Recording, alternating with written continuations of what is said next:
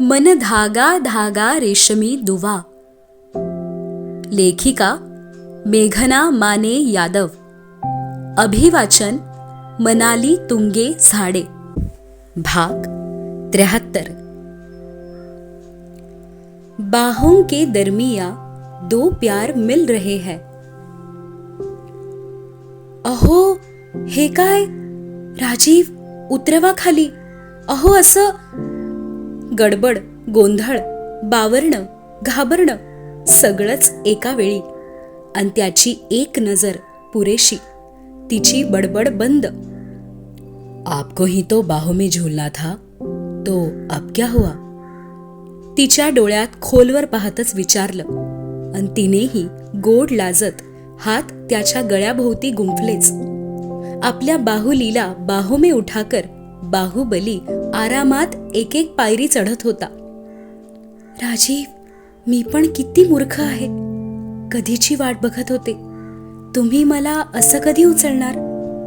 पण आत्ता या क्षणी हृदयात जे काही होतंय ते सांगता येणार नाही. तो न्याहाळत होता तिला एकटक. आणि तिच्या पापण्यांची झालर मध्येच खाली तर हळूच वर. पण लाजरं हसू मात्र गालावर कायम. मध्येच वरखाली होणाऱ्या पायांची छनछनही होती.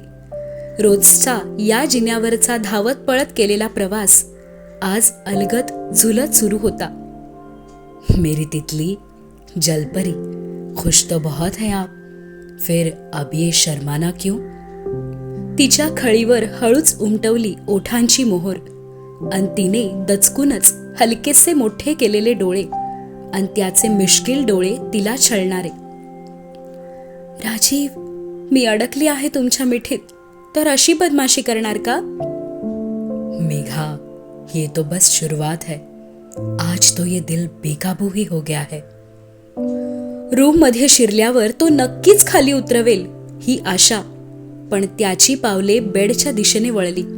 आणि इथे नियंत्रणात आलेल्या हृदयाने पुन्हा धडधडायला सुरुवात केली. त्या 10 पावलातही तिचं ओठ दातात धरणं, हलकेच डोळे मिटणं, खोल श्वास आणि गुंफलेल्या हातांची मानेजवळ थरथर तिला न्याहाळतच अनुभवत होता.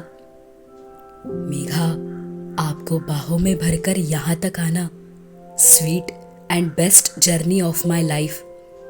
बस ऐसे ही आपको प्यार करना है. I want this night to be memorable. हलकसं हसत बेडवर बसवलं तिला आणि दार बंद करण्यास वळला. राजीव, प्लीज नका ना दूर जाऊ. जानला मिठीतच ठेवा. हा दुरावा असह्य होत आहे. मी कधीची वाट पाहते. शब्दात व्यक्त करणं जमणार नाही, पण डोळ्यातले भाव तरी घ्या ना समजून. तुमची जान पुढाकार घेण्यास थोडीशी घाबरट आहे, पण तुमच्या प्रेमाला प्रतिसाद देते हो. राजीव, आज तुमच्या मिठीत धुंद व्हायचं आहे.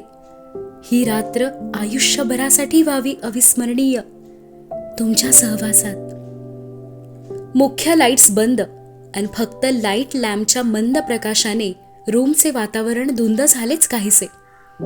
गुडघे पोटाशी घेऊन मान खाली घालूनच हरवलेली विचारात आणि नजरेसमोर त्याचा हात. गोंधळूनच पाहिलं त्याच्याकडे. डान्स? त्याचा प्रसन्न हसत प्रश्न. डान्स आत्ता? साडीत लपवलेले पाय हळूच खाली सोडले आणि आनंदातच विचारले. ऍक्च्युअली बिफोर डिनर करना चाहिए, बट तब भूक लगी थी. जेवण गार होत होतं, तो सोचा आत्ता करूया, इफ यू आर ओके. पुन्हा एकदा प्रामाणिक स्पष्टीकरण. राजीव, काय इतके सिम्पली गोड आहात की मी रोज नव्याने प्रेमात पडते. हो चालेल ना. खुशीतच हात सोपवला आणि त्याच्याच मोबाईलवर आवडीची प्लेलिस्ट.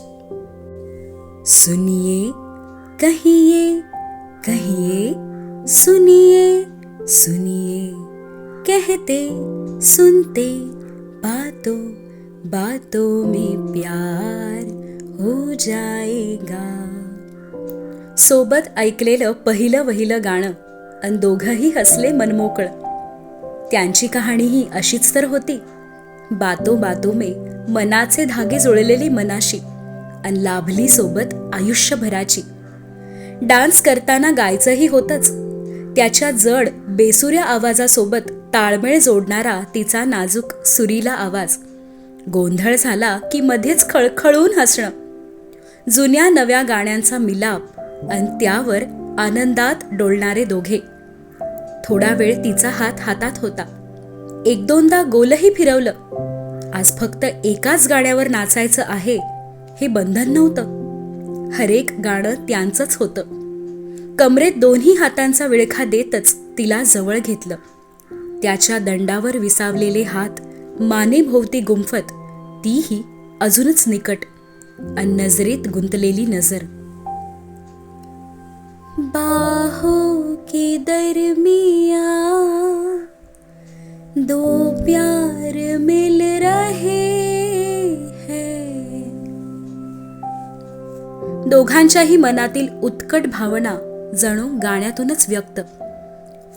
मेघा, मैं आपको अपना बनाना चाहता हूं, पूरी तरह से अपना. राजीव, मी तुमचीच तर आहे, फक्त आणि फक्त तुमची.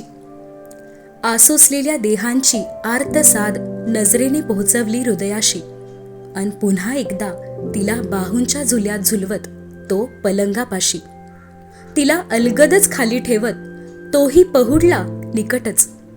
दुमडलेल्या हातावर डोकं पेलत एकटक तिला न्याहाळणं. तिच्या बंद पापण्यांआड लपलेल्या बाहुल्यांची डगमग अन लाजऱ्या गालांवर पसरणारी हलकीशी गुलाबी छटा. राजीव, ही काय नवीन पद्धत? हे असं नुसतं बघतच बसणार का? असे नका छळू. तुमच्या स्पर्शाचा छळ जास्त मोहक आहे. मेघा, आपकी बंद आंखें हो रही हैं बेकरार. हमें तो बस आपकी नजरों का इशारा काफी है. हळूच उमललेल्या तिच्या पापण्या अन त्याच्या नजरेतलं आर्जव मागत होतं परवानगी, प्रेमाच्या वर्षावाची. नाजूक हसत मान फिरवत अंबाडा केला त्याच्या दिशेने. प्रेमाची सुरुवात इथून व्हावी नकळतच सुचवलं. गजरा सोडवताना काही फुलं सांडलीच पलंगावर अन अंबाड्यातून निसटून घनदाट केस विखरले उशीवर. हातात धरलेला गजरा हळूच फिरवला तिच्या चेहऱ्यावर. त्या हलक्याशा स्पर्शानेही झंकारलेले शहारे. कुशीवर वळत त्याच्याकडे पाठ, चेहरा लपवलाच उशी आड. तिच्या मोकळ्या दंडावर हात फिरवत त्याचा चेहरा अडकला तिच्या मोकळ्या केसात. काळ्या भोर केसांचा मौसूद स्पर्श की मोहक गंध. ही कसली धुंदी तेच समजेना. जान, कानाशी मधाळ हाकेसोबतच तिला स्वतःकडे वळवलं. तीही आली सहजच कुशीत. तिलाही हवाच होता तो समीप. चेहऱ्यावर हळुवार बोट फिरवतच तिला छळणं. इवल्याशा स्पर्शानेही तिच्या सर्वांगावर उमटलेला शहारा अनुभवणं. उशीवर उंचावलेल्या मानेवरूनही घसरले बोट. अडकले काही क्षण कॉलर बोनच्या खड्ड्यात अन तिथून डाव्या खांद्याकडे प्रवास. बोटांनीच खांद्यावरून हळुवार सरकणारा पदर तिने हातानेच हृदयाशी घट्ट धरून ठेवलेला. पण त्याने त्यावरच टेकवलेले ओठ विनवत होते, मेघा, आज नकोतच बंधन. आणि त्याच्या कुशीत चेहरा लपवतच तिने ढळू दिला पदर. पदराआड दडलेली हृदयाची धडधड प्रथमच पडली नजरेस. खोल गळ्यातून डोकावणारं सौंदर्य, त्याचाही श्वास अडकलाच काही क्षण. हृदयाच्या सौंदर्याला वृद्धिंगत करणाऱ्या त्या काळ्या मोतीला अंगठ्यानेच हळुवार स्पर्शले अन शहारा शमवण्यास त्याच्याच मनगटात रुतलेली तिची नखे. तिच्या गुबगुबीत पोटावरही बोटांचं प्रेम बरसलं अन कमी जास्त दबावागणिक जलपरीचा देहही सळसळला. ओठही आतुरलेले प्रेम बरसवण्यास